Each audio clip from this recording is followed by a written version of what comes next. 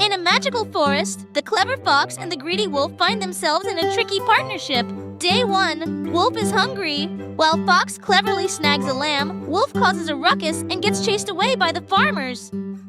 Day 2, still hungry, Wolf craves more. Fox steals pies from a window, but Wolf breaks the dish and alarms the household. Another wild chase ensues. Day 3, still not satisfied, Wolf follows Fox to a cellar of salted meats. He overeats and gets caught during the escape.